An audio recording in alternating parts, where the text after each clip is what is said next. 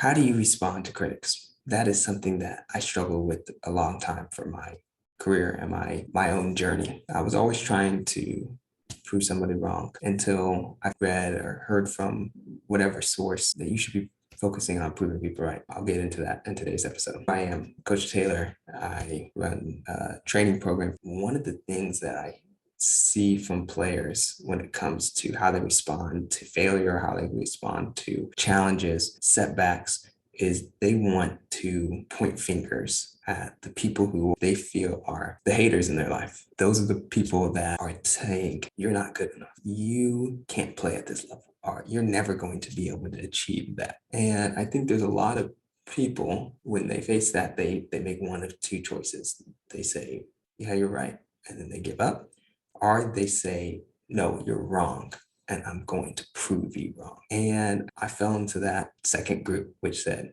I'm going to prove you wrong. I'm going to show you how wrong you are. I saw recently a guy who I really respect in the YouTube space who talked about he remembered somebody who left a comment on a video or said something, you'll never be able to play at this level ever again.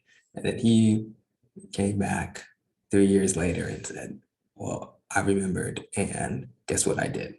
And that's awesome. That's great to be able to, that's an awesome feeling to be able to, shut somebody up or prove somebody wrong. And I think that's great. That's good job. That's awesome. But I think it's better to prove the people who believed in you right. Positive emotions trump the negative fuel again and again and again.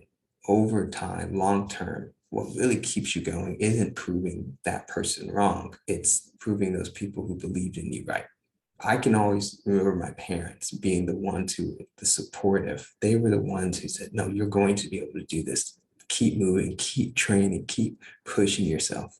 I've been fortunate enough to have friends who are in this, who played higher level soccer than me, who could encourage me to say, keep going, keep training, keep pushing yourself. And when I changed my focus to believing them and believing what they, accepting that encouragement, I saw such a growth, and my development took off. My ability took off because my emotion, instead of trying to use that as the negative emotion to fuel me, I had the positive affirmations in my life to be able to keep me moving, keep me pushing, keep going. And that's what I would say to you as a parent. Talk to your players, encourage your players. I know it's not as movie worthy or story worthy as saying, well, these 5 coaches told me I'm not good enough, so I'm going to prove them wrong. And you can, yeah, you go prove them wrong.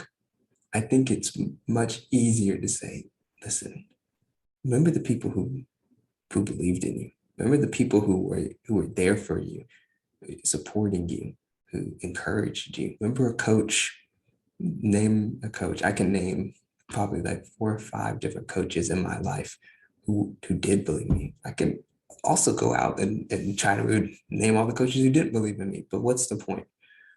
It's much it's much more impactful for me to remember the coaches who did believe in me, who were the ones encouraging me, than the ones who were discouraging me. And that's what I would say.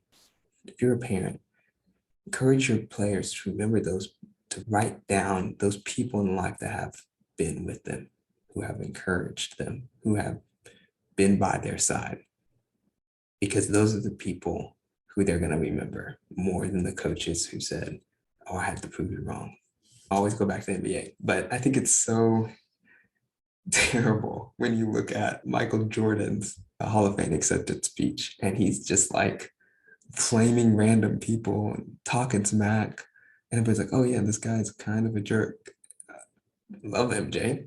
Think he's incredible. Intense competitor. And some people are like, yeah, that's what we should have. But you can be an intense competitor. You can be someone who is maniacal about their desire to win and still have that positive affirmation and really probably have more balance in their life than somebody who's constantly trying to tally up hurts. trying to keep track of, this is what so and so said to me. This is what this person said about me, or this is what this coach said about me. Who do you want to be?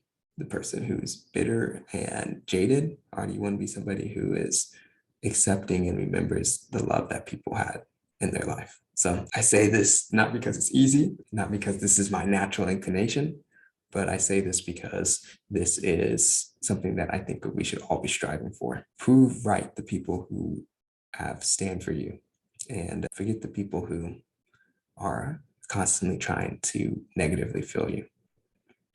Let me know what you think. Say down in the comments the people who have been the most impactful in your life. And I'll talk to you guys again soon.